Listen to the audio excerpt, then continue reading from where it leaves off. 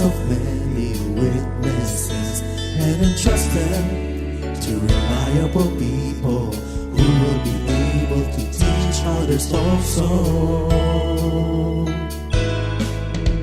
Take the teachings you heard me proclaim in the presence of many witnesses and entrust them to reliable people who will be able to teach others also. Take the teachings you heard me proclaim in the presence of many witnesses and entrust them to reliable people who will be able to teach others also. Take the teachings you heard me proclaim in the presence of many witnesses and entrust them to reliable people who will be able to teach others also. 2 Timothy 2:2. Hallelujah, 2 Timothy 2:2. Praise the Lord. 2 Timothy 2:2. You and me, let us proclaim the gospel. 2 Timothy 2:2. Hallelujah. 2 Timothy 2:2. Praise the Lord. 2 Timothy 2:2. You and me, Let us proclaim the gospel of Jesus Christ. Take the teachings you heard me proclaim in the presence of many witnesses and entrust them to reliable people who will be able to teach others also. take the teachings you heard me proclaim in the presence of many witnesses and entrust them to reliable people who will be able to teach others also. 2 Timothy 2:2. Hallelujah, 2 Timothy 2:2. Praise the Lord. 2 Timothy 2:2. You and me, let us proclaim the gospel. 2 Timothy 2:2. Hallelujah. 2 Timothy 2:2. Praise the Lord. 2 Timothy 2:2. You and me, Let us proclaim the gospel of Jesus Christ. The harvest is plenty, but the workers are few. As for me and my house, we will serve the Lord. We will serve the Lord.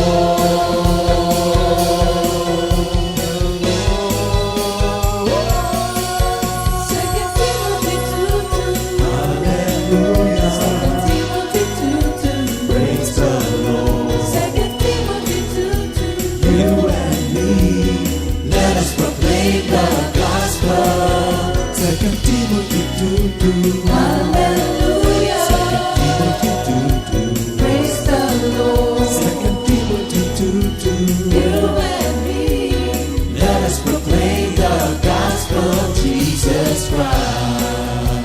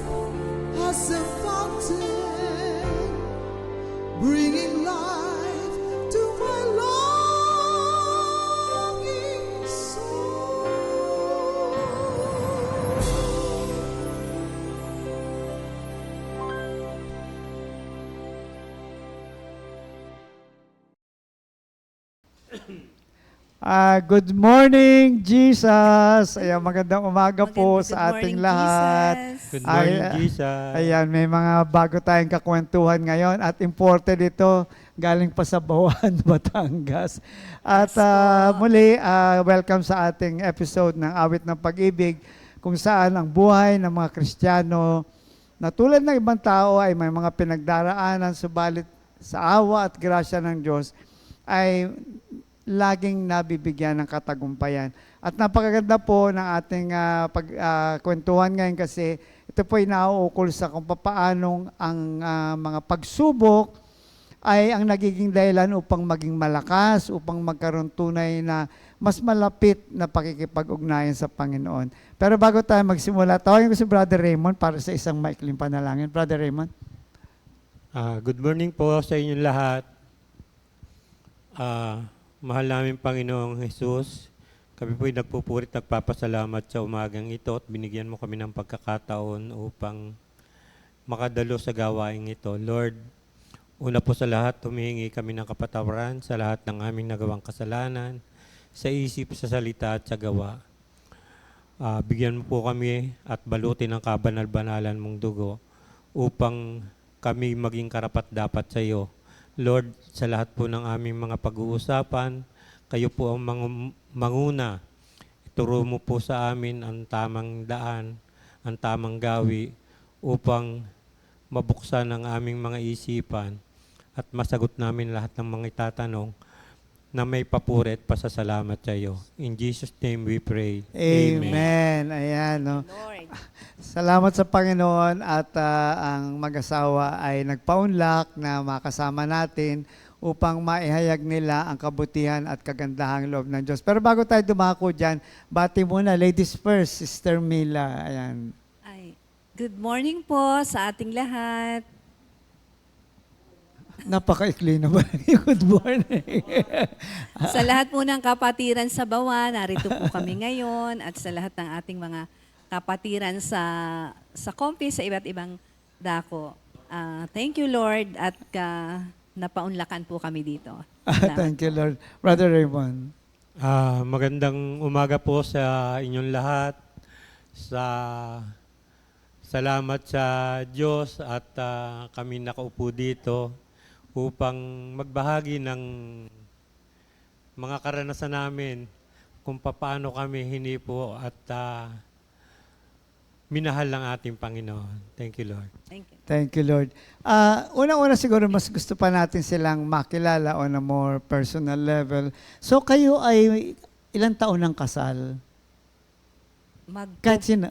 Magpo 40 years na po kaming kasal. 40 years. 40 by June. Tapos ang June ilan? 22. Oh, malapit na. Lapit na. ilan ang inyong naging supling, bale? 4 po ang naging Apat, anak ilang namin. lalaki, ilang babae. 2 babae sila at saka 2 lalaki. So, ilang taon na ang pinakapanganay ninyo? 38 pala. Nalito po. 39 daw po, 38 and 37. 38, 36, 37. Nalito. So, halos magkakasunod sila. Okay. Opo. Ang nahuli lang yata si Bunso lang, ano, medyo 2. 22. 22 yung pinakabunso. Okay. Mag-20. So, siguro, alamin muna natin, paano ba nagkakilala si Brother Raymond at si Sister Mila? Sa maikling kwento. Sino ba gusto magkwento? Sige, ako na Sige, lang po. Kasi medyo nakakatuwa din naman po kung paano kami nagkakilala. Ganito po yun. Nabalitaan ko po sa mother ko na meron daw pong magbubukas ng pwesto, katabi ng pwesto namin. So, ang sabi po ay magtitinda daw po ng pakain sa baboy. Ang una ko pong naging impression, parang iyamot po agad ako. Bakit? Nagagalit po ako kasi ang una kong naisip, marami pong daga at ipis. Ganyan. Yun po, kasi di po ba yung pakain sa baboy, inahabol yun ng mga daga. So yun parang maalikabok siya, tapos katabi namin. Ano Parang, ang tindan ninyo? grocery po kami. Grocery. Oo. Okay. So, yun po, parang ang feeling ko, ay, naiinis ako, bakit pakain sa baboy ang tatabi? Gayon po. Tapos, Kinabukasan po, yung pagbukas ng pinto doon sa tabi nga ng aming pwesto, naglalaro pa po ako noon nung sipa. Bigla po siyang bumungad. Sabi niya, sinasaway niya po ako, "Uy, wag ka maglaro niyan, dalaga ka na." Yun ang sabi niya You po. were around, how old? 14? Sabi, 14 daw po. Hindi ko na ma-remember eh. Pero 14 years old nga po siguro ako noon. Sinasaway niya akong wag daw ako maglaro kasi dalaga na daw po ako. So inis na po ako noon. Tapos kinabukasan po uli, meron po siyang pinadalang letter agad doon sa kanyang tauhan. Tapos nakalagay po doon, "Dear Miss, this is the first time that I'm in love in just a minute." Sabi niyang ganon. Tapos, "May I know who you are?" Dahil siya, nagbinigay na niya po yung biography niya. "If you ask me, I am Mr. Raymond Bigyan Ciceron. My parents were Nagbigay ng resume talaga. Bonifacio and Apollonia Ciceron. I am graduated from Centro Escolar University." Kaya sabi niya, "Kung iniisip mo na nambobola ako, pupunta ako sa inyo, magpapakilala ako sa magulang mo." Ano Yun reaction po. ng parents mo at that time? Ang sabi niya po sa akin, "Uy, mag-ingat ka dyan ha, Manilenyo yan." Ayun naman ang sabi sa So, akin. sa iyo naman, Brother Raymond, what made you write that letter at that point na pangalawang araw pa lang may love letter? Oh, by the way, wala pa akong text noon. Mga panahon. Wala pa po ako noon sa Panginoong Playboy pa. Pero parang na-in love ka kagad dito. Ewan ko ho rin, hindi ko rin masabi kung talagang yun ang simula. Kasi nung palibhasa sa amin, laking Maynila, basta makakita ng maganda, gusto agad makilala. Gusto agad magpakita. At yun naman, nung habang tumatagal na kami magkakilala, nakilala ko agad yung mga parents ka. Lagi kong tuwing hapon pagkakasara ko ng tindahan, palibasa sila doon natira sa Doon kayo sa palengke. tindahan. Sa Okay. itaas. Lagi kong kakwentuhan yung kanyang ama, nagkapalagayan at ang kanyang ina, kwento ng buhay-buhay. Yon, nagkapalagayan loob din. At naging is din kaming dalawa. At yun, inihahatid ko siya sa school, sinusundo ko, hindi naman nagagalit yung magulang niya. Yun. At Pero na-develop. at that time, nade-develop ka na rin kay Brother Raymond. Hindi ko rin po masabi kasi nga laging kasi po ako kumbaga siyempre ang bata ko pa po noon. Tapos lagi ko nga sinasabi, pinakikisamahan siya ng ama ko dahil maganda naman ipinapakita niya, pero laging nandun yung paalala sa akin na huwag ka mapapabola dyan. Laking Kasi nga, Maynila Manileño. yan. Opo. Laging yun. Ayun po. Kaya ako hindi din naman ako basta mapaniwalain. Okay. Ayun po. Pero yun nga po, dahil sa lagi niya akong sinusundo, marami po kasi akong manliligaw. Ito po, Masugid. madiskarte. Ah. Yun nga po, halimbawa po, aawas na sa school nung nag-aaral na nung college. Sa gabi po kasi ang klase noon, di ba, 4 to 8 p.m. So, paglalabas na po sa eskwelahan, marami pong nakaabang na gusto na ihahatid ako sa amin, sa bahay. Nakapila talaga. Opo. Kahit saan ka po gate dumaan, lagi pong may nakaabang na gustong maghatid sa akin sa amin. Okay. Kaso siya po, ang ginagawa niya po, sinusuhulan niya po yung guard, binibilhan niya po ng burger, para po doon na po siya makadiretso sa harap po mismo ng room ko. Paglabas ko po ng room, Andun na pag-awas siya. namin, nandun na po siya. So wala na po akong ibang choice para nakasabay kundi siya yung maghahatid sa akin sa amin. Matindi ka rin, Brother Raymond. Ganun po ang ginagawa niya noon. Okay. So you've been married for how long? Ah, Ilang years na? magpo 40 years na 40 po kami. years na. Okay. So, ang mag-asawa pong ito ay maraming pinagdaanan, maraming pagsubok, at that's where we would like to really concentrate yung kwentuhan natin ngayon. Ano. Nag-meet tayo 1990, tinanong nga kita kanina, Brother Raymond, mga 1990s. No? So at that point, you're married already with Sister Mila. Yes. Meron kayong negosyo. Opo. Pwede bang ikwento niyo yun? Bali, yun na nga po, yung aking hanap buhay, agricultural supply. At nung time na tayo mag-meet, nagsisimula na hong mag-down yung aming hanap buhay. Okay. Maganda po nung una kasi, nung magsimula po akong magtinda, ang akin lang pong pinagsimulan ay yung akin 20,000 na separation pay ko sa planters nung ako'y nagtatrabaho pa. Napalago ko po yun, nabili ko yung tindahan. Naging 4 yung tindahan namin sa palengke. Kami mag-asawa. Mag-asawa kami. Both of At, you nasa negosyo. Pareho kayong nasa negosyo. Kahit tapos nung ang kuwan, after 2 years namin magkakilala, niyaya ko na siyang mag-asawa. That time, 16 pa lang siya. Dahil gusto ko na ho talagang may kasama doon sa umuunlad na hanap buhay. At naging maganda yung pagsasama namin, maganda yung aming hanap buhay na kuwan. Kaya lang nung time na simulan kami ng pagsubok, doon utay-utay na sunod-sunod na taon. When you say pagsubok, ano nangyari? Bakit? Sabi mo ay unti-unting bumababa yung negosyo. Maganda ho kasi yung hanap buhay namin kasi talo ko pa ho yung nag-abroad. Talo pa namin yung nag-abroad. Nung kami nagtitinda ng feeds, kaya ko ang kita namin more than 100,000 a month. A month. Okay. Malaki yun at that time. Oo. 1980s pa po yun. Pero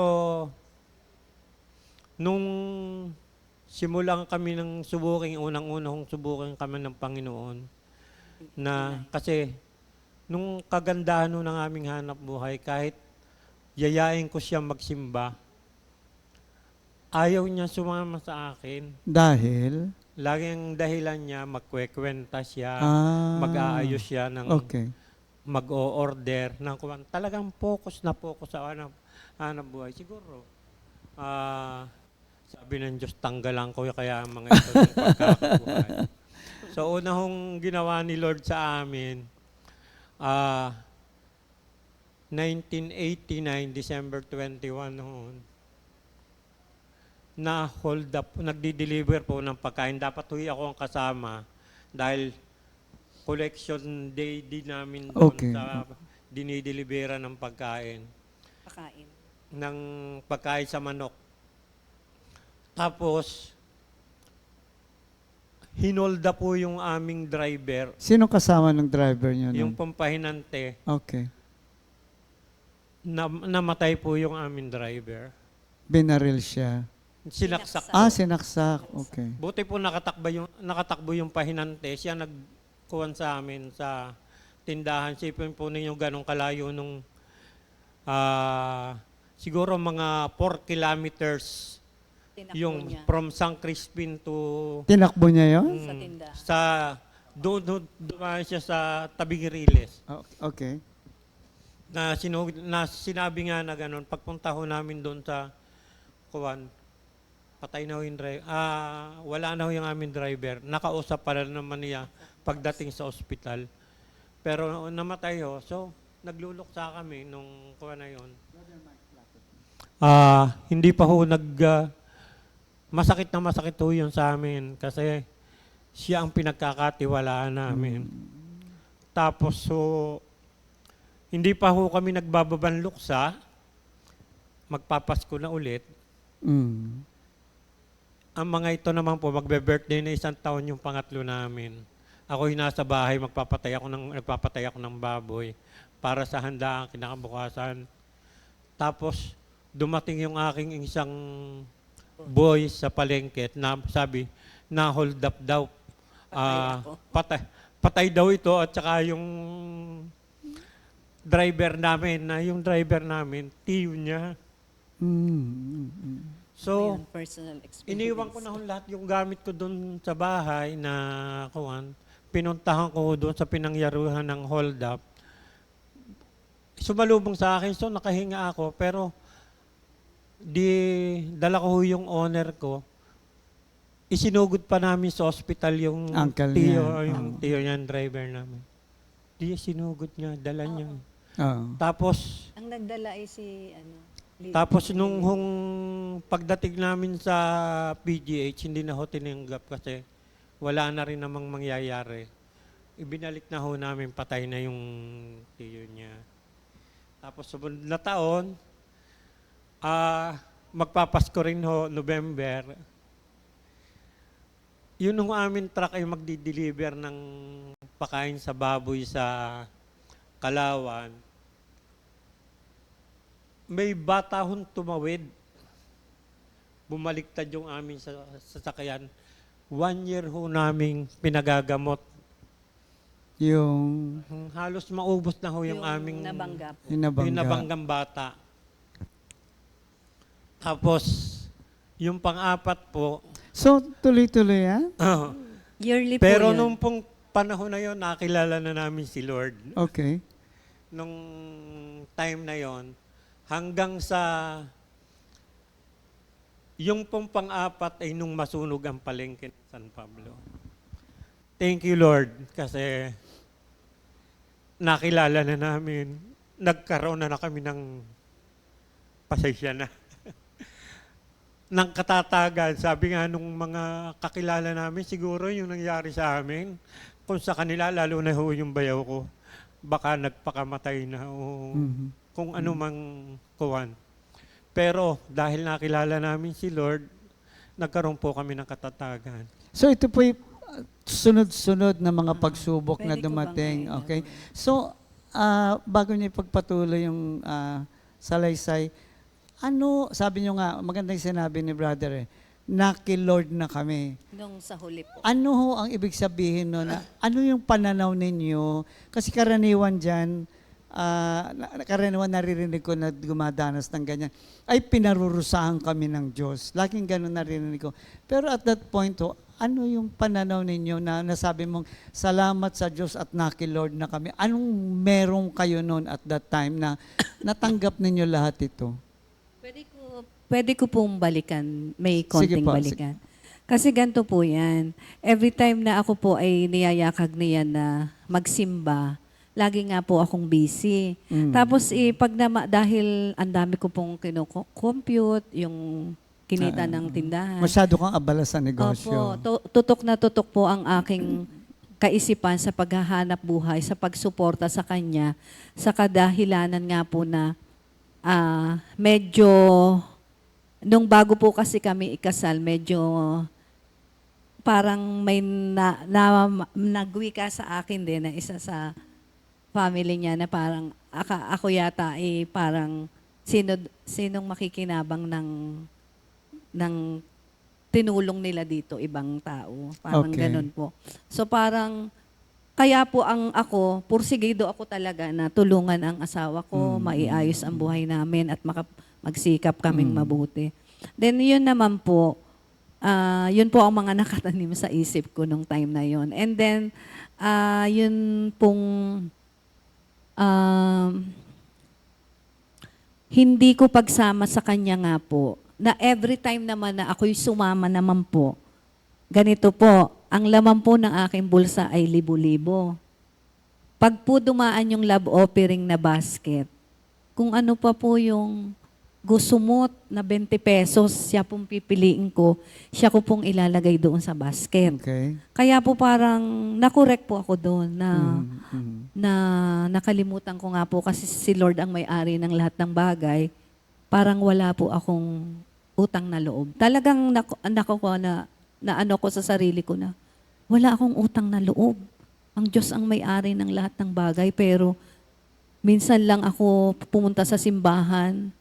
Sa dami nila man ng bulsa ko, pipiliin ko pa po yung 20 pesos Pero na gusto mo. na-realize mo naman ito later on na, no? At that point, kumbaga, yun ang iyong pananaw, kaya yun ang ginagawa mo. Mm. Pero tatanong ko lang, nagalit ka ba sa Diyos nung daanan niyo to? Mm. Was there a point na, yung punto na yon, hindi pa nung talagang nakakauna, yung mga pinagdaanan yan, was there a point na nagalit ka sa Diyos o nagtanong ka sa Diyos? Hindi po ako nagalit kay Lord. Bakit? Kasi po, yung Pero nagtanong. nagtanong po ako. Okay. Pero hindi po ako nagalit. Ano yung tanong? Lord, bakit po kaya ganito ang takbo ng buhay namin? Okay. Ang laki-laki po namin kumita, pero nasusuot po sa wala. Okay. Yun po. Ano po kayang, anong pagkukulang, ganun. Tapos na-realize ko na rin nga po na, yun, sinagot nga po ako ni Lord doon sa Malakay 3:10.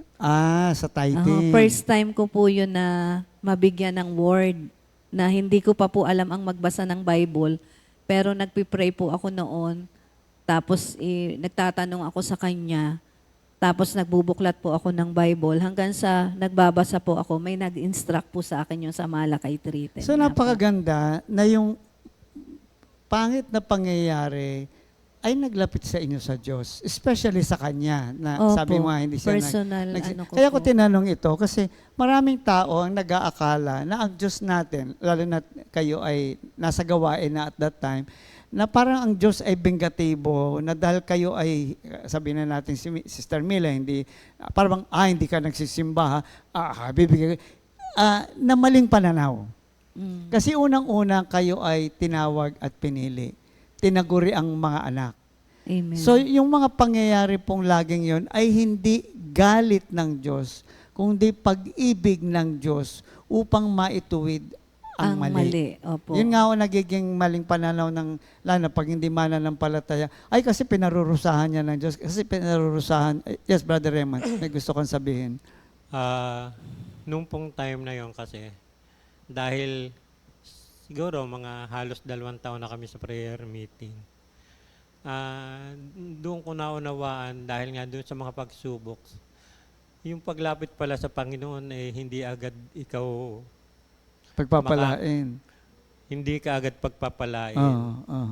Sabi nga, paglapit mo sa Panginoon, talagang pararanasin ka habang lumalapit ka sa Panginoon, habang gusto mong maglingkod sa Panginoon, doon ibibigay sa iyo yung mga pagsubok na magpapatatag sa iyo. Yes. At yung po ang naging basihan ko, sabi nga yung para tayong ginto na dinadalisay muna sa apoy bago bigyan ng isang napakagandang kalidad ng ginto.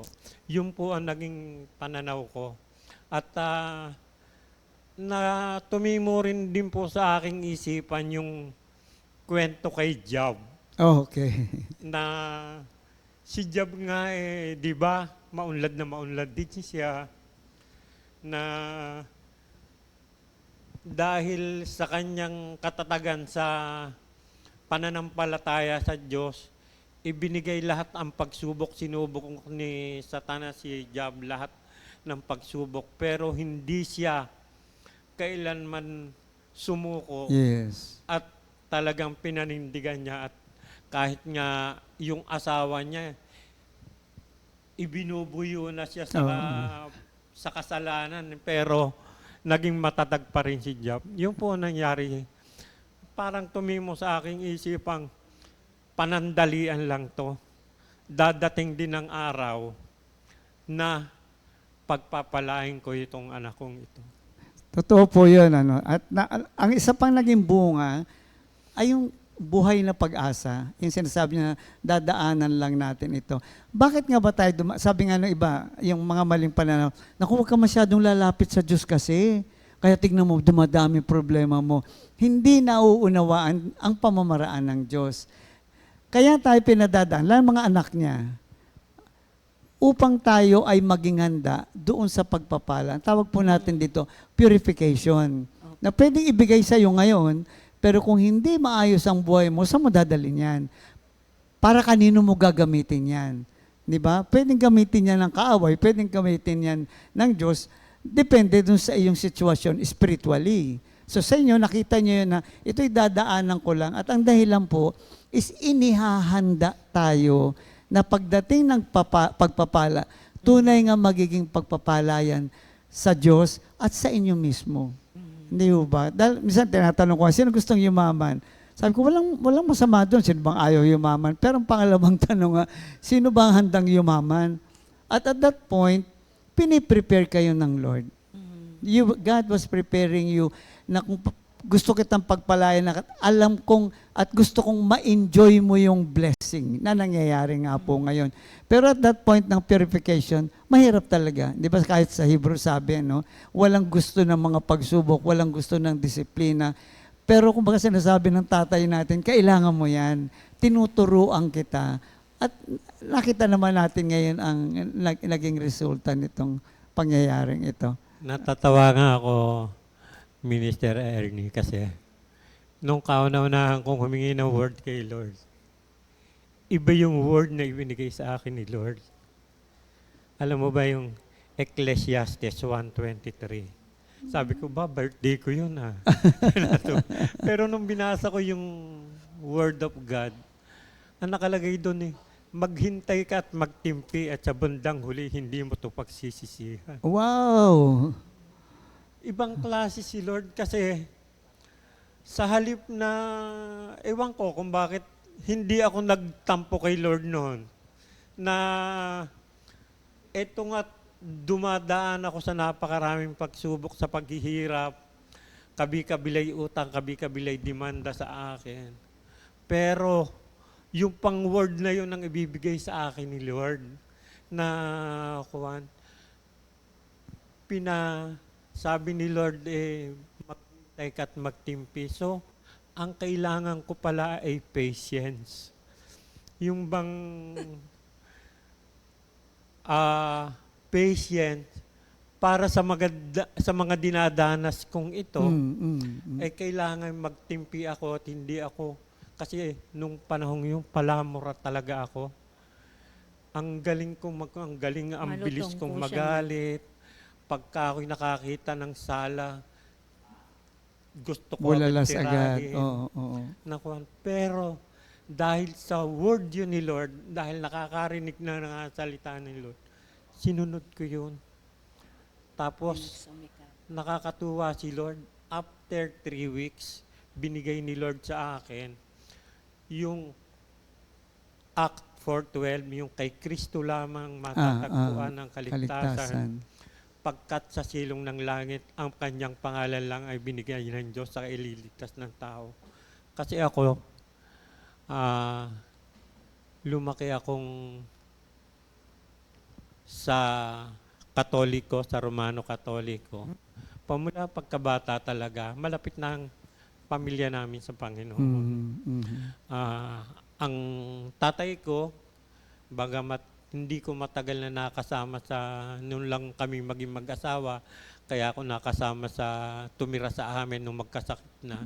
Pero lumalaki ako, ang tatay ko'y nasa Maynila, kabida sa Batangas. Nung ako naman ang nasa Maynila, siya naman nasa Batangas.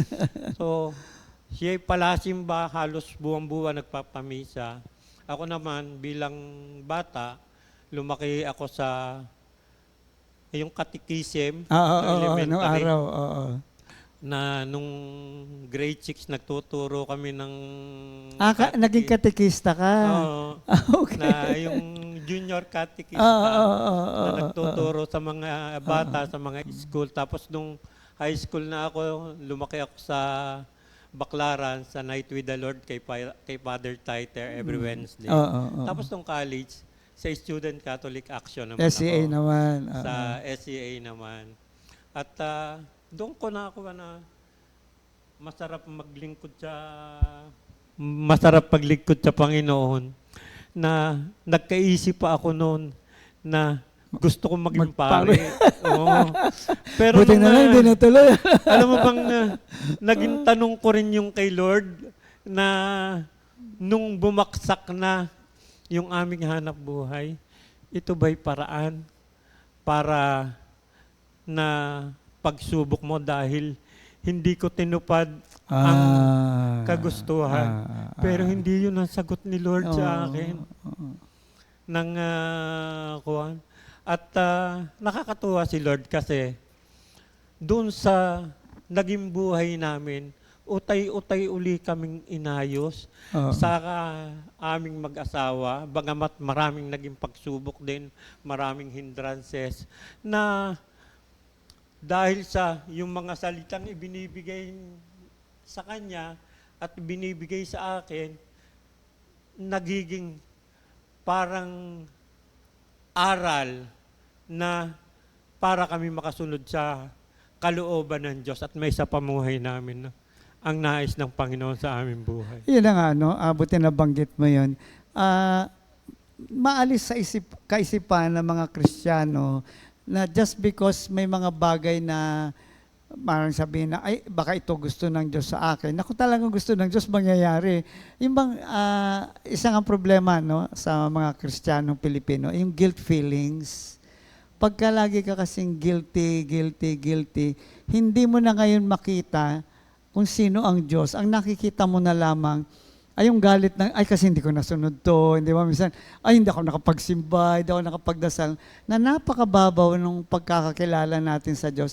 Kaya inalaw niya na dumaan kayo dyan para magkaroon kayo ng mas malalim na pagkakilala sa Kanya. At ay na nga isang dahilan, kaya meron tayong ganitong kwentuhan, para mas makilala ng tao ang Diyos na hindi siya yung Diyos na pag nagkamali ka, titirahin ka, para mong pulis na pag may nakitang mali sa'yo, huhulihin ka kaagad.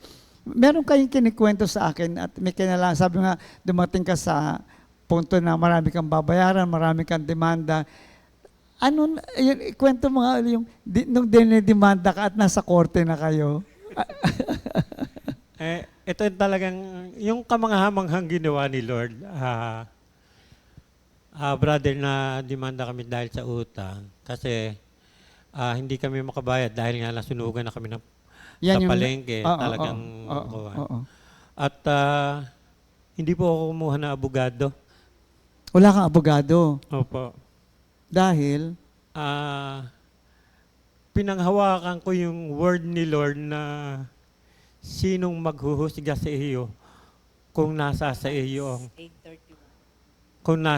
ang Panginoon. Grabe. So, pagdating ganun ko doon, katindi yung pananampalataya. doon ako naging matatag na pagpunta ko doon sa araw ng hearing namin, maaga pa ako, nandun ako sa court. Nilayhan ko pagpasok ng pinto, 4 na sulok ng court. Lahat ng uupuan ng mga tao, uupuan ng kalabang ko, ng judge, nilihans ko talaga. Siguro, kung may makakakita sa akin, malakas yung boses ko. Naririnig ng mga tao. Na kung may nakakakita sa akin, sasabihin ako loko-loko. Anong sinasabi mo habang naglalayans Lord, ka? pagpalain mo po ang bulwagang ito. Balutin mo po na yung kabanal-banalang dugo. Pinanghahawakan ko po yung mga salita mong ibinigay sa akin. Okay. At gumawa po kayo ng himala para makita at makilala kayo, Panginoon. Alam mo, ayan, iyak na tuloy ako. Nung pang-anim ako sa kaso. Sa kaso. Nung dumating na yung judge, yung nagdasal ako, dumating yung kalabang ko, yung abogado nila, yung piskal nila. Nung tawagin yung pangalan ko, dito tumayo ako, ang unang tanong agad sa akin ako, kung may kasama akong abogado. Sabi ko, wala po. Sabi, ay bakit pag ikaw ay binibigyan namin ng summon, hindi ka napunta dito? Sabi ko, kasi po, instead na po ako sa inyo pumunta, doon na po ako nadiretso sa pinagkakautangan ko. At kung ako po may dalang 500, ibinabayad ko po. Kung 300 po yung dala ko, ibinabayad ko rin po. Sabi nung judge, totoo ba yun? Tinanong yung kaaway nyo. Ay, totoo yung pong secretary nung yung padalang ko na, Sabi, opo, saan naman po makakarating yung 300? Ang utang po sa amin, daan-daang libo. Sabi, nagbabayad naman pala eh. Ang nagsabi niyan yung judge.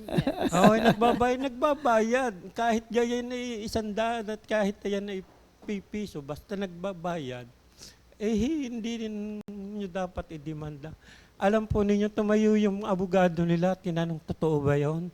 Nung araw din pong yun, yung abogado nila mismo, ang gumawa ng dismissal letter. After lunch, ipinasok niya dun sa husgado at pinadismiss po yung kaso. Yung mismong lawyer pa nung nagdemanda Oo, sa'yo. at ang sabi po ng lawyer nila ay bayaran kung magkano ang kaya, tatanggalin lahat yung tubo, yung penalty, kung kailan ko mabayaran yung utang.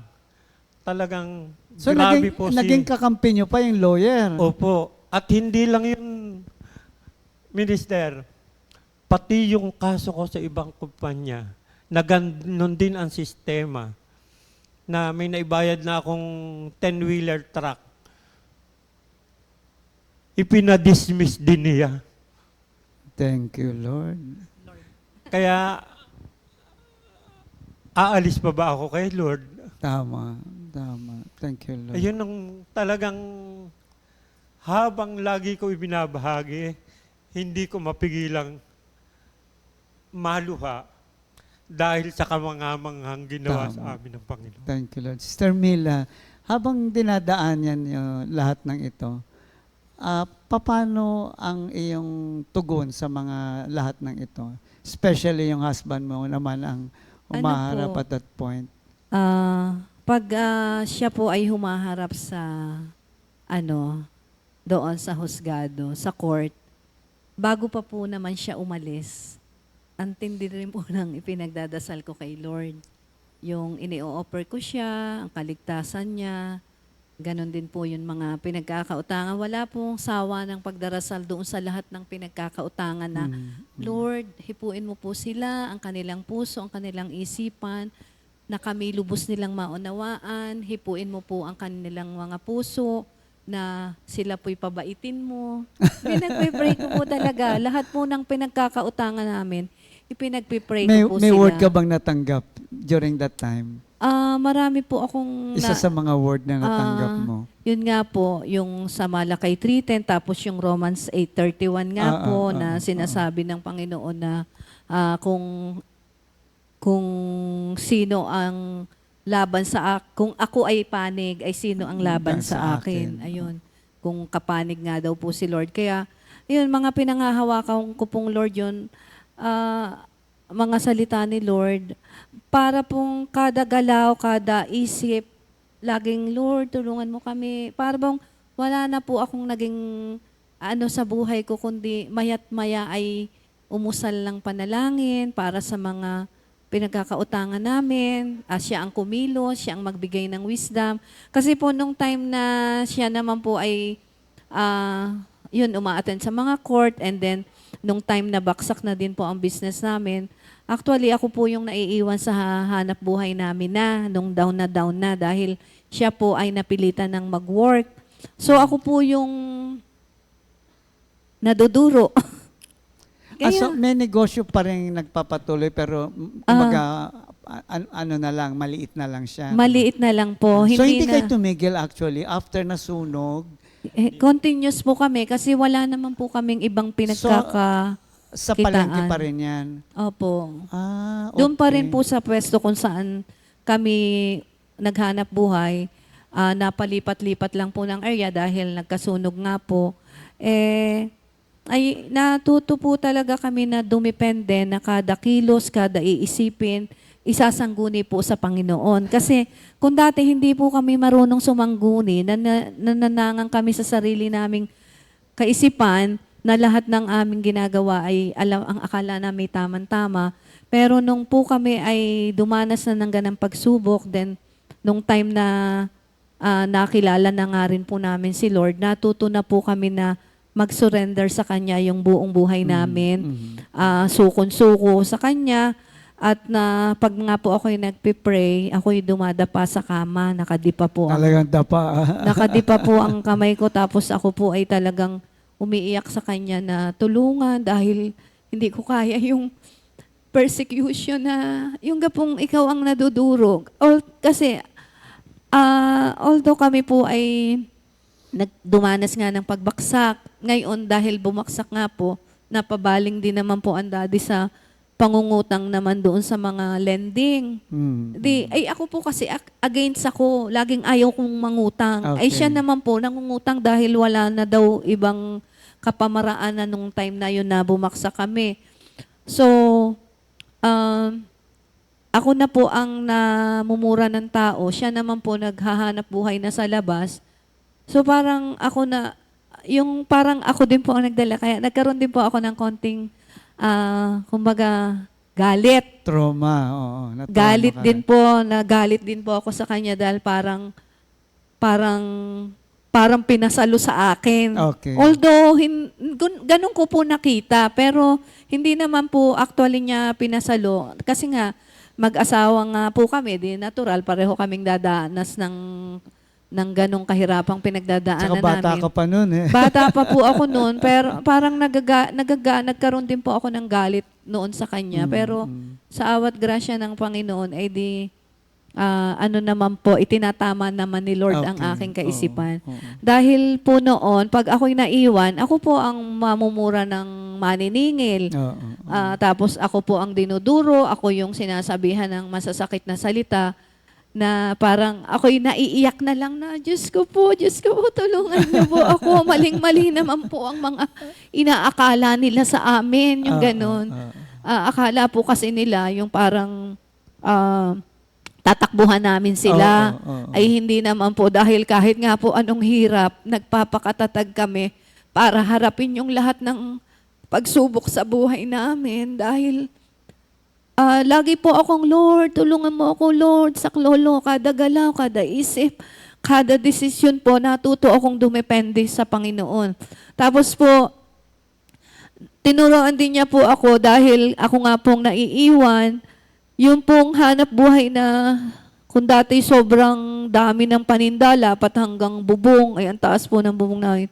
Dumating po doon sa time na wala na po talagang nakalagay sa harapan ng tindahan mo, isa na lang yung pakain sa inahin, tsaka patuka sa manok na... Dumating kayo sa ganon. Opo. Yung 100,000 po naming binebenta noong time na yon, 100,000 a day, o minsan nga inaabot po kami ng hanggang 200,000 a day na benta. Dumating po sa point na 600 pesos na lang.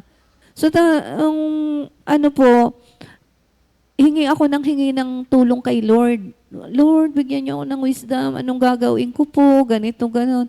So si Lord naman po, tinuturuan niya ako ng mga gagawin ko. Di wala na nga pong paninda hanggang sa, yung dati namin sinusupply ng pakain sa baboy, kami nasusupply sa kanila. Ngayon, sila naman, kami baksak, natuto akong, makipag-negotiate sa kanila na, pwede mo ba akong pahiramin yung paninda para lang mapuno aring tindahan ko.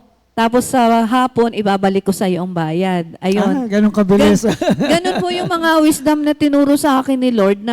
Tapos kung may o-order sa akin na malakihan yung bultuhan pa rin, kukunin ko din doon sa mga dati namin sinusuplayan. Pahiramin mo muna ako ng 50 kaban na palyat, i-deliver lang namin doon. Then after ko makuha ang bayad, ibibigay ko sa'yo. So doon po nag-start ulit. Tapos, kung alam ko na nga po yung Malakay 3:10, ini-apply ko po. Nagbabayad ka. Even at that time na kayo ay nasa crisis, nag-iika po na kayo. Doon nga po ako natutong mag-ika po. Dahil sa pagbaksak namin, nabigay sa akin yung word nung nagtatanong ako kay Lord.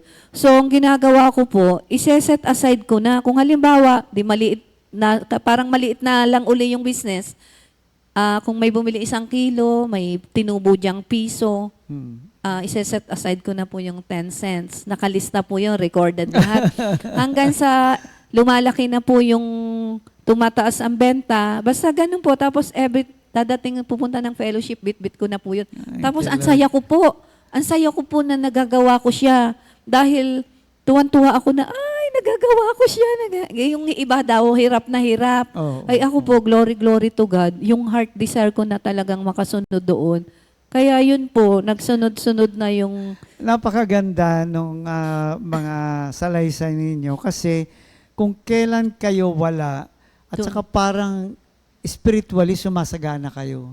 Opo, nung yung time faith na yun. life, yun nga yung gusto nating iparating sa mga kapatiran, lalo sa mga mananampalataya, na sa panahon ng pagsubok, nandoon din ang panahon ng kalakasan ng Diyos na kumikilos sa ating buhay kung tayo talaga ay magtitiwala. Yun na lang nangyari sa inyo. No? Kasi Kagaya kay- totally surrendered na po. yun. Total surrender. At hindi ho ito isang araw. Everyday ito, nagsusurrender ka. Kasi nagsurrender na, hindi, everyday yan. Everyday. Sinusurrender mo yan, gagawin mo Kailangang yan. everyday ay ipuput into action mo yung faith mo kay Lord na talagang siya ang araw-araw kang magtitiwala, mayat maya, minuminuto ng buhay mo, ipagtitiwala mo sa Tapos, ang Kanya. nakakatuwa sa inyo, ang bumabalik sa inyo, barya-barya lang. Hindi naman malalaki. Pero sabi mo nga, tuwan-tuwa ako kasi nga, yung kalooban ng Diyos na gagawa mo na. nakakasunod. Hindi na yung kumikita. Although, siyempre, gusto mo rin kumita. Pero Opo. at that point in your life, may kakontentuhan ka na. Oh, Na doon hindi pa pala lang kailangan po. ng maraming-marami pa. Ay, pag maraming-marami na, makukontento ko.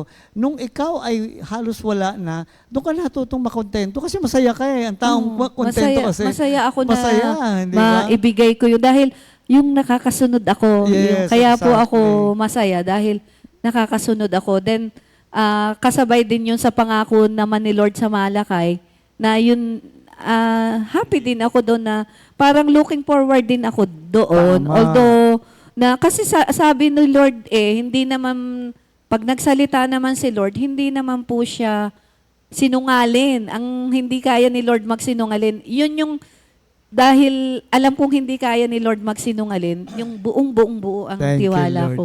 So tuloy natin yung kwento. So nakabangon kaya, Brother Raymond. So anong sunod na lang? Nakabangon Kasi alam ko hindi po. pa tapos yun.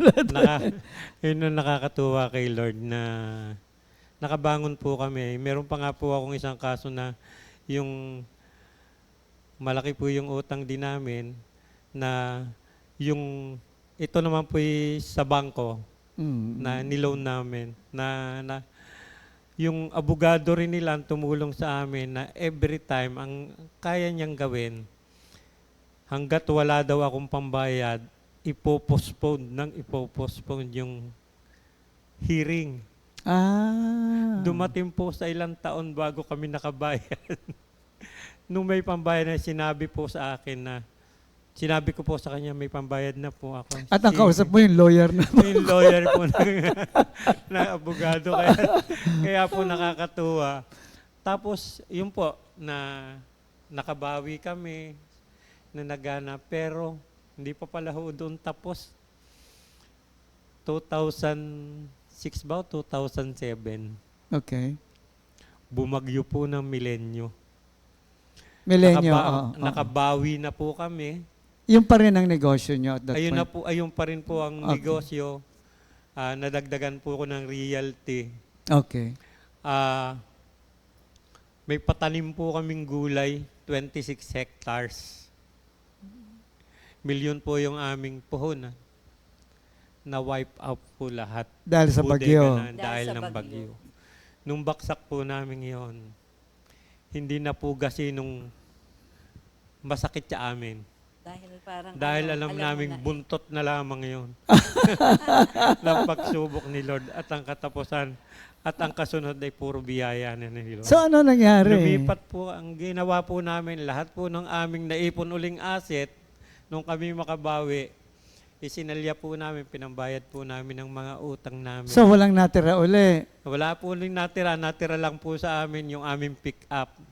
Merong isang lote. At saka isang lote. Isang lote doon sa San Pablo na lumipat po kami sa Batangas. Yan yung point na lumipat na kayo ng Batangas. Lumipat na po kami sa Batangas. Sabi ng mga kapatid ko, kayo na may magpahiyang kung kayo nauwi muna. Ako po yung nag-apply na sa abroad. Mm. Dapat po aalis ako ng July 31st. Pero July 12, 11. naoperahan no ako sa APDO. Tinanggalan po ako na APDO. Naku, kung titignan Yung mo, pera ano ba pong naman tuloy? gagastusin ko, yung pera pong gagastusin ko sa pag-abroad, Nagamit sa nagastos operasyon. sa operasyon. Pero glory to God po. Hindi po yun naging hadlang para baka kako ayaw talaga ni Lord Na na umalis kami ka. magkahiwalay. Okay, okay. Nagsimula po kami sa maliit, nagtitinda po ako ng isda. So Naglalako nagsimula po uli ako ng- kayo magtinda naman ng isda. Oo. Naglalako po ako balagwit. Ano ho yung balakwit? Yung parang yung May sa dalawang tako. timba. Tapos As in, may naglalakad ka, naglalako ka. Naglalako po ako ng isda. From someone who is spending millions in investment, Oo. handa ka uling mag-umpisang maglako ng isda. Basta po. Ilang taon po kayo noon at that time? 2009 po. Mga ilang taon po kayo noon? Edi, Mike, ilang taon ka ba nun? mga 16 nasa years ago 40s eh. na siguro ako. No? Hindi, Daddy.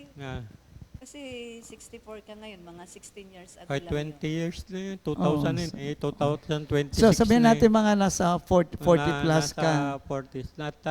Ano nasa isip mo no na naglalako ka na naman, nagtinda ka na? Anong takbo anong takbo ng sanay na isip naman mo? po sa hirap. Sanay sa hanap buhay. Hindi ka dinapuan ng nakakahiya na itong ginagawa ko. Maganda naman po yun. Hindi Opo, naman po pero wala ako- pong gano'n, wala pong gano'n. Wala po sa isip ko. Okay. Sige po, sige po. Yung mga tao sa akin, mga tao nakakakita, kala ko kayaman noon. Oo. Usually, may Bakit mga comment ganon? kang Yun marinig. yung hanap buhay. At yun po yung naging isang daan ng mabuksan uli yung gate. Sabi nga, gate to heaven. Ano po nangyari? Gate for prosperity. Sa paghahanap buhay ko po, may kuwan, yung nakuwang po yung isang Subdivision. kaibigan namin na kuwan, sabi, pare, ikaw na may sanay sa realty dahil na kuwan. May magbubukas na subdivision dyan. Oo. Kung gusto mo, itulong tayo na kuwan. Magbenta tayo ng kuwan. Lupa. Oo, ng lupa. Doon po nagsimula ng utay-utay po. Nakabenta po kami, naging top seller po kami doon sa... Ilang taon po ito bago kayo nakabangon po? Siguro po by 2000. Mga more or less, ilang taon? 2014, nag-start 17. yung... Yung reality. 2014 po nag-start. Start yung Nakakabangon na po kami. Pero dumaan pa po yung pandemic, nawalan uli kami ng kita. Wow. Lahat nung aming, kami naman may naipundar na huli. Lahat po ng aming mga komisyon, lahat na pending nung panahon ng pandemic. Opo. Talagang nakat off yung aming mga credit card, yung mga kuhan. Doon po kami nagsimulang matutong huwag ng mangutang.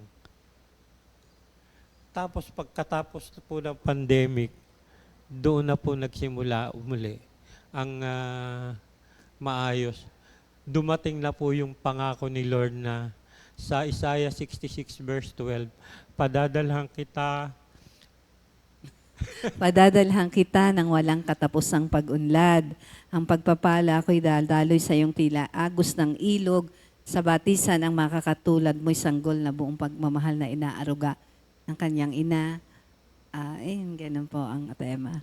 So, all this time, no? Pero kung- matagal na yung verse na yun. Nasa San Pablo pa. Oo. Binigay na yun ni Lord sa akin. Kaya po, Alam niyo, dun sa inaabangan. iba, yung negative. kung ikaw sana'y sumusunod, sana'y parang ilog na yung magbabala. So, this one is, ito po yung pinapakita ng Panginoon sa atin, na pararangalan niya ang isang taong hindi lang nagtitiwala eh. Pwede sabihin, nagtitiwala na nga, hindi, nagpapakababa. Kasi hindi dinaanan yung yun. Kung wala yung inyong pagtitiwala sa Diyos, hindi na ako magtitinda. Parang dik-dik na ako eh. Parang sa luya, wala nang natira sa pagkatao ko. Pero sa inyo, hindi nang nakita nyo dahil may salita ng Diyos kayong pinanghawakan. Lahat po kasi nung mga word na ibinibigay ni Lord, nakatiim yun sa puso't sa isipan namin, lalo po ako at lagi akong nakabantay. What do you mean nakabantay? Yun lagi ko pong tinitingnan yung paggalaw ng Diyos sa buhay namin. Lagi ko pong parang nakaabang ako, Lord, yung lagi pong sinasabi ko sa Kanya, Lord, sinabi mo sa salita mo, ganito, ganun. Ayun po, lagi po akong nakaabang sa gagawin niya sa buhay namin. Kahit pa ups and down, doon sa ups and down po namin, minsan nagagalit na naman ako sa Kanya. Kasi nga minsan po, matigas din ang ulo, hindi rin basta, kahit sinasabi ko sa Kanya, sabi nga ni Lord, ganito eh. Di minsan po ay, may kaunti pa rin pong yung, siyempre, paghawak pa rin, siguro sa sarili, minsan, nadaan pa rin ang ganyan. Kaya, pag minsan, ang yung sabi nga ni Lord, ganito, dapat ganito. At least maganda, pinag-aawayan yung salita ng Diyos. Minsan po nanggigigil Siya po ako. ang tagapagpaalala Kaya, lagi. kasi iba pinag-aawayan pera, At least kayo, ang pinakapunto, ninyo is, ito sabi ng Lord di ba? Oo, kasi nga lagi kong minsan isinasabi ko sa Kanya na, sabi nga ni Lord ay ganare, ikaw naman ay minsan ay nalihis. Kaya So, sa lahat ng pinagdaanan yung ito, papaano ninyo masasabi na talagang ang Panginoon ay buhay, ang Panginoon ay mahabagin, Opo. kasi malinaw na malinaw sa So si Lord po ay sobrang dakila niya, sobrang napakabuti ni Lord.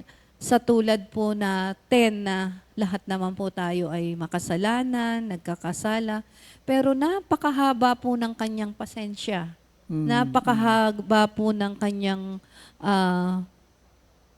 pag-unawa sa atin. At yun nga pong kanyang pag-ibig ay talagang walang hanggan talaga. Ako po, yung sa ngayon nga po, yung life verse ko po na latest na binigay niya sa akin, isa sa mga inaangking kong life verse ko, yung sa Isaiah 54:10 po, yung maguhuman ang mga kabundukan, ang mga kaburulan ay maglaho, pero ang pag-ibig ko sa iyo hindi maglalaho. Kaya ganun po ako yung bang assurance ko na talagang ang Panginoon ay napakabutit, sobrang pagmamahal niya po talaga sa atin na yun nga pong kanyang bugtong na anak ay ipinagkaloob sa atin, Liga po. Dahil sa sobrang pagmamahal niya, matutulang po talaga ang bawat isa sa atin na magpakumbaba sa harapan ng Panginoon kasi magpakababa tayo po ng husto sa harapan ng Panginoon. Kung tayo po yung nagkakasala dahil hindi naman po talaga tayo perfecto, once na na-realize naman po nating magkasala tayo, hingi po agad tayo ng tawad sa Panginoon, balik po tayo agad kay Lord kasi wala naman na po talagang ibang pinakamagandang buhay kundi yung nasa piling ka ng Panginoon. Alam nyo, maraming nagsasabi ng ganyan, pero iilan ang may katiyakan. Kagaya mo, naintindihan mo yun, kayong dalawa, naintindihan nyo yung inyong sinasabi kasi naranasan nyo eh. Kaya salamat sa lahat ng pagsubok, dahil sa pamamagitan ng mga pagsubok na yun, yung bang kahit na ano pa mangyari sa inyo, may katiyakan ka eh, sigurado ka na eh. Hindi ba yung parang mag-iisip ka pa na, naku, sana nga. Kayo hindi na eh, kasi dinanas nyo eh. Oh, Dinanas nyo yung po. kapangyarihan, dinanas nyo yung habag. Tapos yung mga salita sa inyo na, alam mo yun, pagka ikaw'y walang-wala na, tapos merong magsasabi sa iyo na may garantiya na ganito, yun ang salita ng Diyos na talagang tiyak ka sa buhay mo na ano pa man, no? Yun yung sinasabi natin dito na wag lang tayo dumaan sa problema. No? Ay, salamat, tapos na. Wag lang dumaan sa problema. Kung di yung problema yung gaano mang kabigat, ay naging daan upang ikaw ay tunay na makakilala sa ating Panginoon. Kasi sa panahon ng mga pagsubok, diyan nagpapakilala ang Diyos sa atin. Eh. Kaya ang kagandahan sa inyo ay hindi kayo tumigil sa pagtawag sa Kanya. Kasi wala naman na po talagang iba. Wala Oo. ibang pupuntahan. Yeah, Si Lord brother. lang po talaga. Sabi nga ho ni Lord magkaroon ka lang ng gabutil, yung kasing butil ng mustasa na pananalig sa Panginoong, kaya mong ilipat ang bundok sa dagat. Isa po yun sa pinanghahawakan. Eh gaano pa kung ang iyong pananalig sa Panginoon kasi laki ng iyong koko. Ay yung butil ng mustasa, Ay, kaya napakaliit mo ng tuldok ka. Maliit pa yun sa tuldok ng ballpen, yung butil ng mustasa, pero ganong katapat ang Panginoon. Totoo kayo. Kaya totoo po yung sinasabi sa atin na isa lang ang makapagbibigay ng kasiyahan sa Diyos. Hebrews 11:6. Without faith, you cannot please God. So kayo, namuhay kayo ng wala kayong pinagmalaki na, Lord, ba't ganito? Meron naman, ginawa naman ako, katikista naman ako yung member na. wala eh. Ang nakita ko sa inyo, yung pinanghawakan niya yung pananampalataya ninyo. At ang Diyos ang nagpalago. Hindi naman tayo nagpapalago eh. Kasi ang pananampalataya po ay sa Diyos din ang galing. Handog sa atin yan. So ang sinasabi lang ng Diyos ay pinagkatiwalaan kita ng isang handog na pananampalataya. Nasa sayo yan kung papaano mo yan palalagoin. Padadalang kita ng mga ganitong pagsubok. At hindi ang pagsubok na para patunayan mo sa akin na magaling ka o mabait ka. Hindi. Pagsubok yan upang matuto ka pang dumepende sa akin. At yun ang nakita ko sa inyo. Total dependence. Total surrender, total dependence, and that brings about total humility. Wala hong taong mapagkumbaba. Lahat tayong mayabang. Lahat tayo may gustong ipagmalaki, patunayan. Pero pag maganda yung sinabi mo, Sister Mila, wala na ho talaga kasi. Minsan, kailangan pa minsan salamat sa inyo, naintindihan nyo na yon. Pero sa ibang tao, para bang, may narinig nga akong isang Kristiyano na to, pero ganito. Baka meron pa ibang problema, sabay-sabayin nyo na, para isa na lang, sabi niya. Ay, sobrang bigat no. Pwede rin naman, di ba? At least nakikipag-usap. Pero, you were quietly doing, I use the word quietly, wala kayong, glory to God, wala kayong hinintay ng palakpak, wala kayong hinintay na recognition. Ginawa nyo lang ang ipinagagawa sa inyo ng Diyos. At yun nagbunga ng kababaang loob na, kaya nga, glory to God talaga. Sige, bago tayo magpatuloy, tayo muna babati sa mga may birthday. April 25, ayan. Happy birthday kay Sister Eileen Encarnacion, Sister Joanna Aguilar, Sister Lenny Diaz. Wala na, yun lang. Silang tatlo lang. Happy birthday po. Matipid. Happy Okay, happy birthday po. birthday. Happy birthday.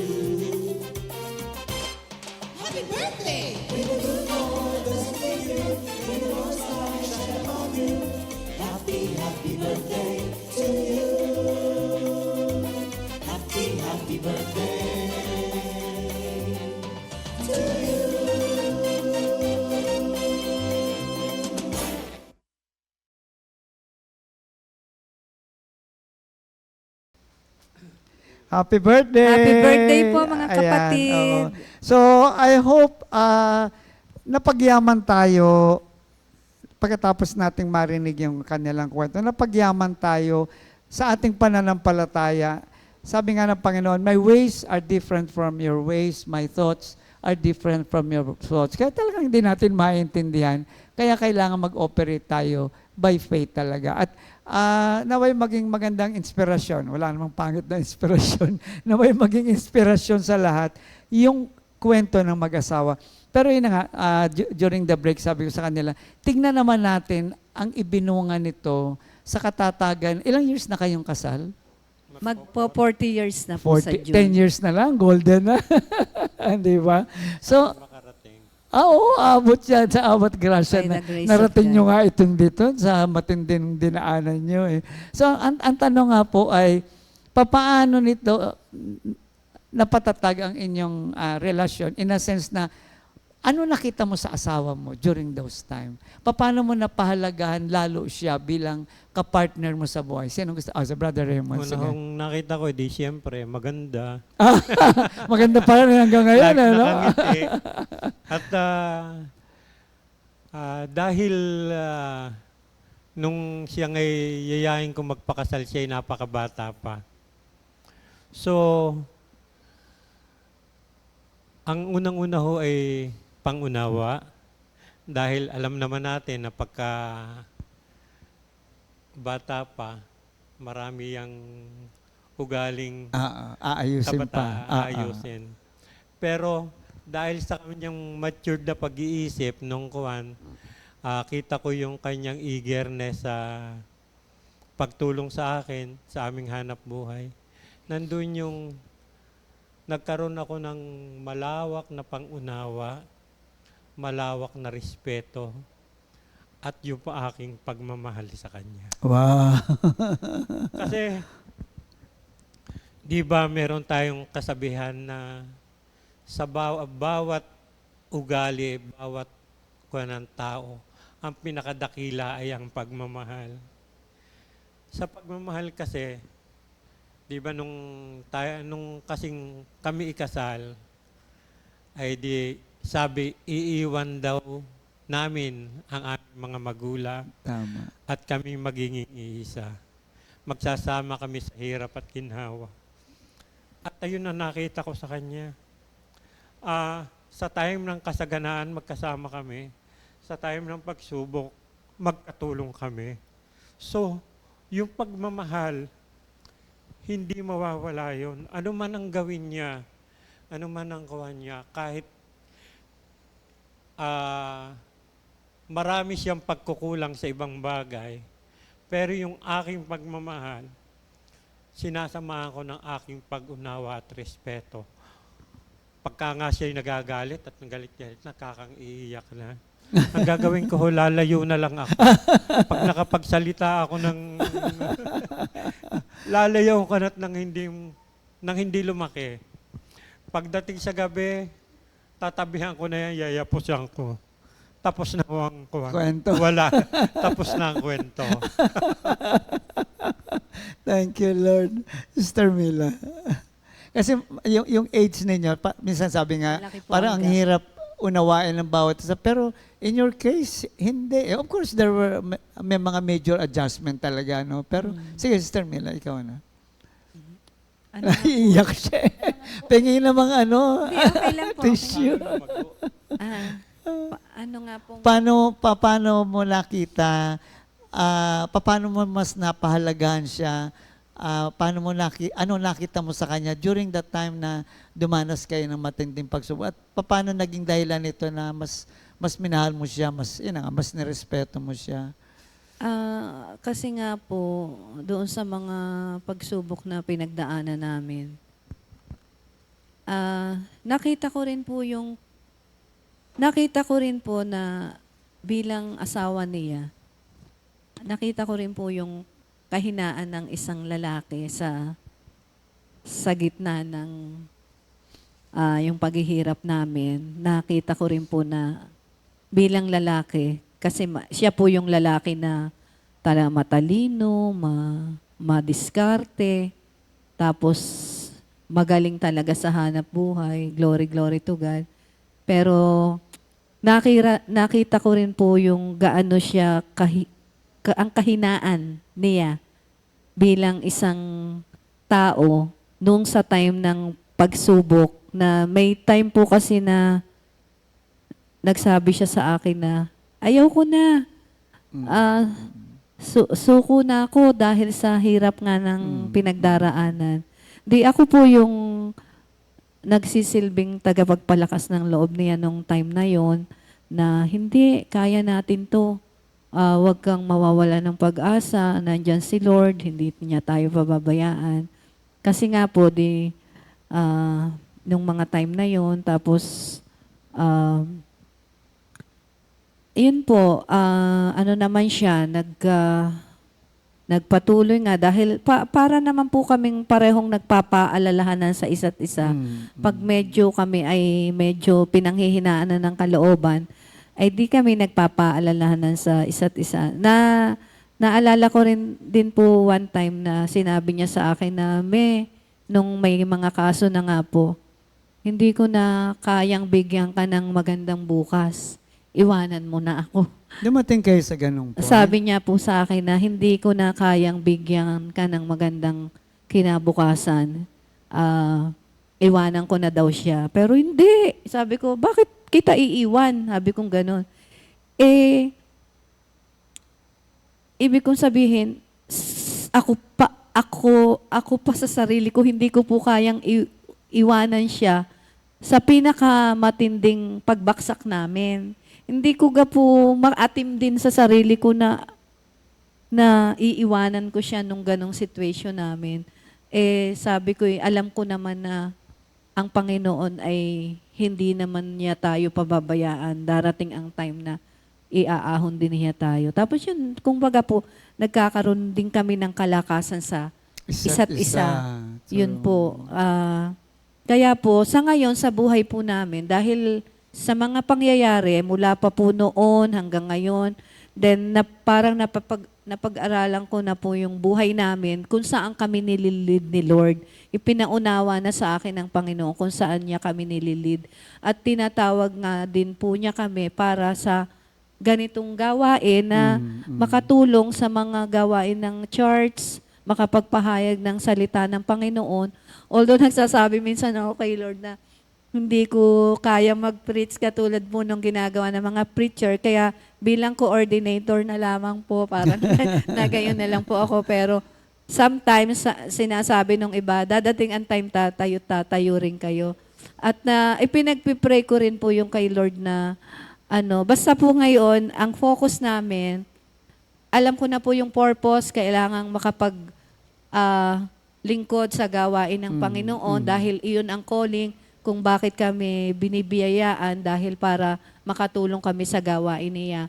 Kaya doon lang po ako nakatingin sa ngayon. Kung kami man po ay minsan meron pa rin po kami mga bagay na hindi napapagkaintindihan, nag-aaway pa rin po kami paminsan-minsan. Pero parang hindi ko na po siya tinitingnan. Hindi na po doon ang focus ko. Ang focus ko lang po, kailangan makapagbigay ng kaluguran kami sa Panginoon dahil yun ang calling namin. Yun At saka, nandun na yung katiyakan na kung sa panahon ng kagipitan, nandoon ang grasya ng Diyos na kayo ay lalong pinagtibay, walang dahilan para mag-isip tayo na ang Panginoon kasi ganito, pag binigay niya, binigay niya. Okay.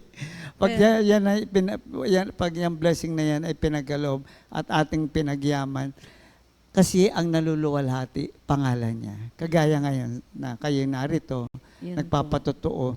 Sino ba ang naitataas dito kung di ang pangalang Jesus lamang, no? Tsaka yun po ang takot ko sa sarili ko at sa buhay ko na yung hindi malugod ang Panginoon.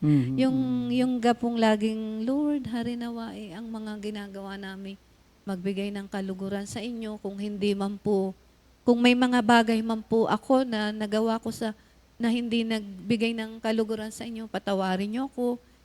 Hindi ko po kayang mabuhay nang wala kayo. Lagi ko yung sinasabi ko po kay Lord. Amen. Lord, hindi ko kayang mabuhay nang wala ka. Patawarin mo ako sa mga kung nakakagawa pa man po ako ng mga kamalian sa buhay, ay patawarin mo po ako at sana'y ako'y ituwid mo, Lord. Lagi po akong ganun. Yung laging ang prayer ko, Lord, wag mo akong hahayaang maging kahihiyan mo.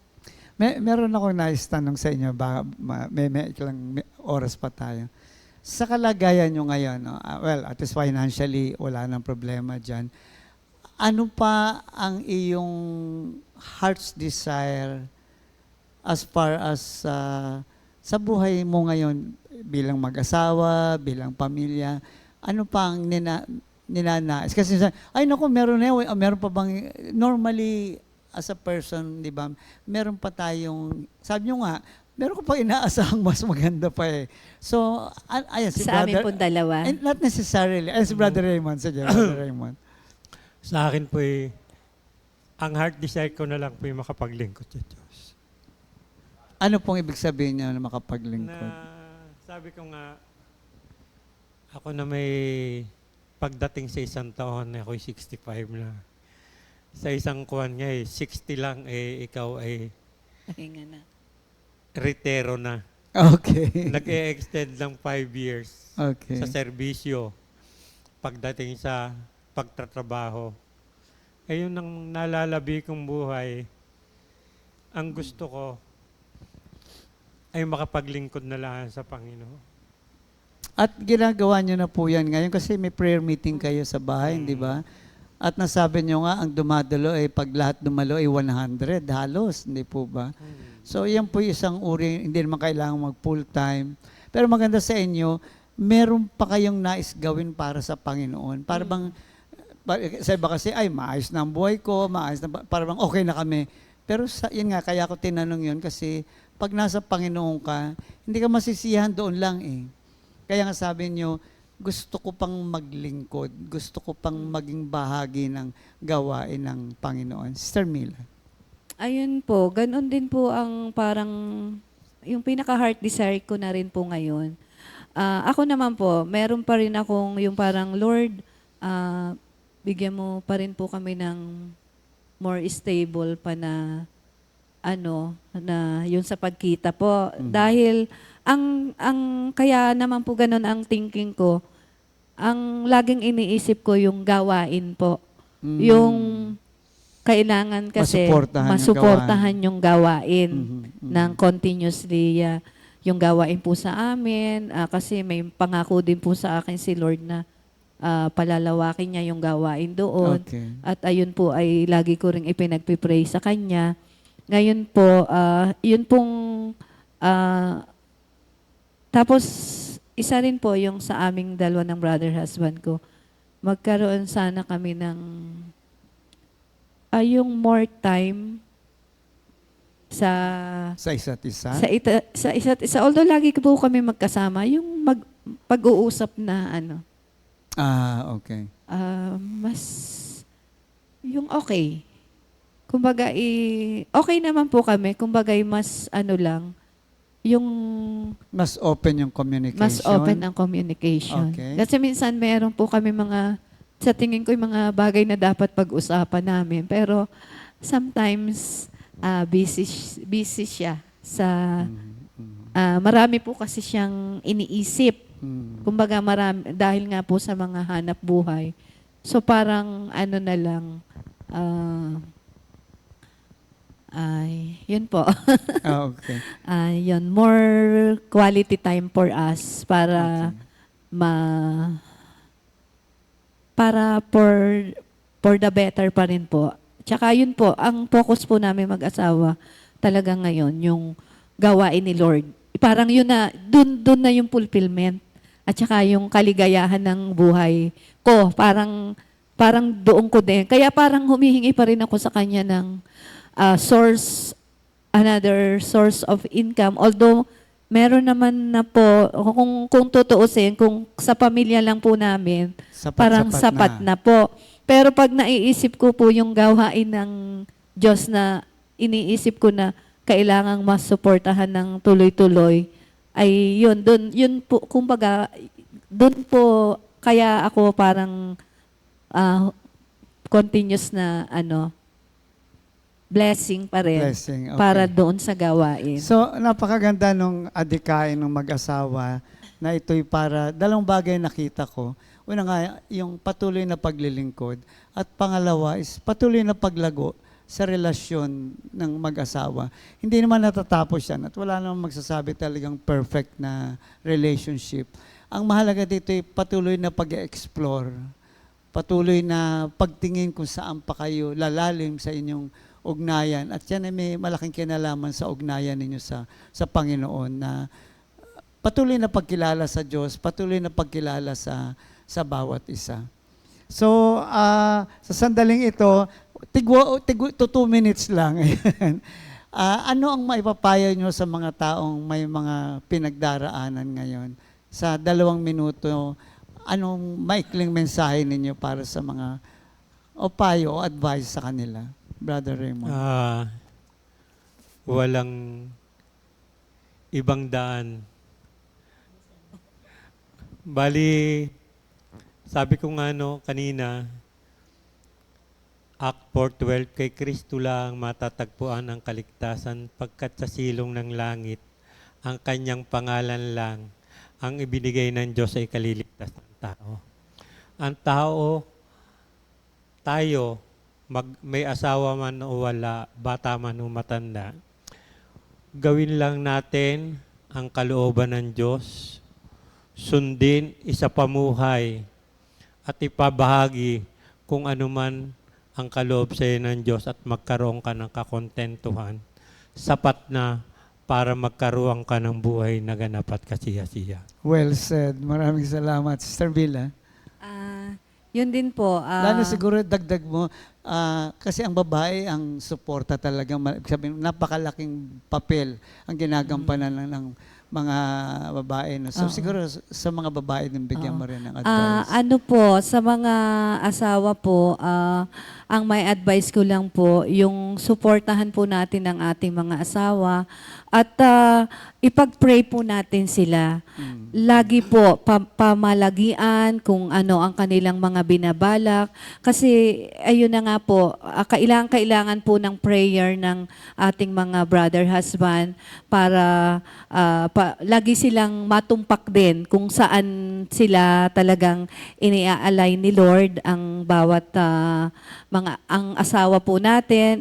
Patuloy nating ipag-pray kasi si Lord lang po talaga ang ating aasahan sa lahat-lahat ng sa lahat-lahat sa buhay natin. Ako, maraming salamat. Unang-una sa muli, nakasama. Sabi ko, pinagpipray ko yan, Lord, kailan yung mag-asawa? So finally, nagkausap tayo at thank you, Lord. No? To God be the glory na marami pang ito naman kasi is nauulit sa YouTube ang prayer natin. Maraming makapanood, maraming ilid sa Lord na marinig ang mga patutuong katulad nito upang sila man din magkaroon ng paglaya, no? Sa anuman yung bikig sa kanilang buhay na tunay na matanggap nila yung pagpapala na nakahanda naman para sa bawat isa. So muli po mga kapatid, salamat po sa pagsama ninyo sa amin at sa pagbibigay puri sa Panginoon, pagpupugay sa kanyang kapangyarihan, sa kanyang habag at kagandahang loob. At muli, sa muling pagkikita sa susunod na Sabado, God bless everyone. Maraming salamat po. Thank you, Lord, po. Thank you, Lord. Second Timothy